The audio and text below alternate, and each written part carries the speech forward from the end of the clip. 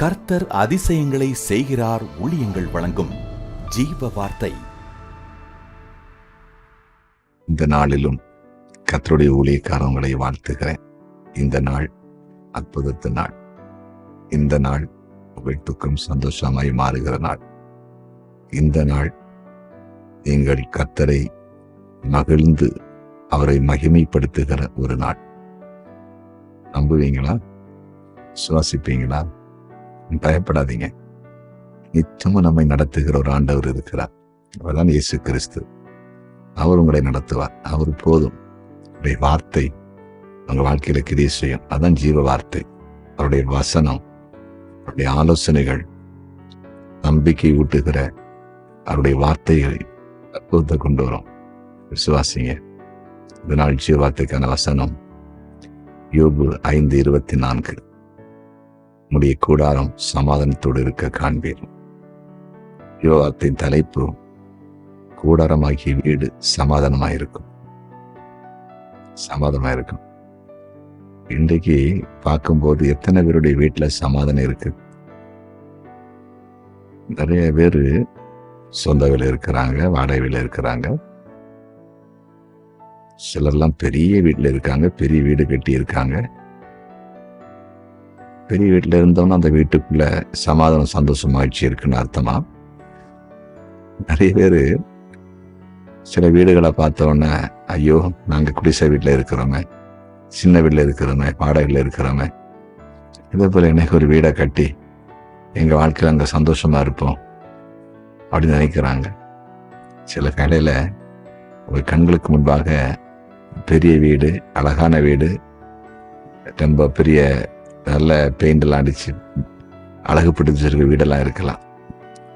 வீடு முக்கியம் இல்லை, இந்த வீட்டுக்குள்ள சமாதானம் இருக்குதா தான் முக்கியம். தெய்வ பிள்ளைகளே, இந்த கர்த்தர் உங்களோடு பேசுறாரு. நீங்க எந்த இடத்துல குடியிருக்கீங்களோ அந்த இடத்துல, அந்த வீட்டுல, அது குடிசை வீடா இருக்கலாம், ஓட்டு வீடா இருக்கலாம், அல்லது ஒரு மாடி வீடா இருக்கலாம், ஏதோ ஒரு வாடகை வீடா இருக்கலாம், சிட்டியில இருக்கலாம், வில்லேஜில் இருக்கலாம், வெளிநாட்டுல இருக்கலாம், எங்க இருக்கலாம்.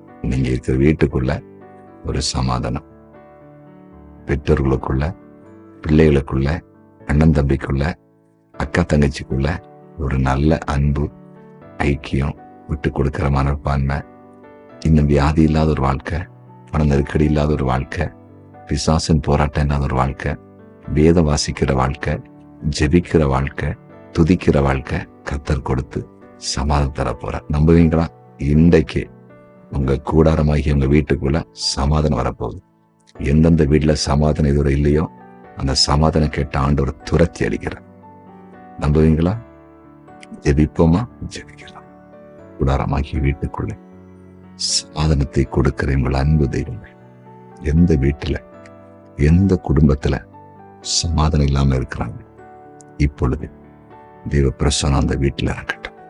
சமாதானத்தை கொடு. சமாதான கேட்டை உண்டாக்குகிற அசுத்த ஆவிகள், குழப்பத்து நாவிகள், பிரிவின் நாவிகள் இயேசுவின் நாமத்தில் விலகட்டும். இப்பொழுதே சமாதானத்தை கொடு.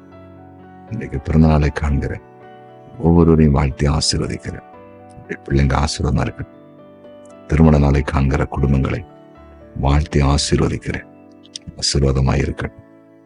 இந்த நேரத்தில் யாராவது மரண போராட்டத்தில் இருந்தா உங்களை விடுதலை ஆக்கிடணும். அந்த புத்தியில் இருக்கிறவங்களுக்கு விடுதலை கொடுங்க.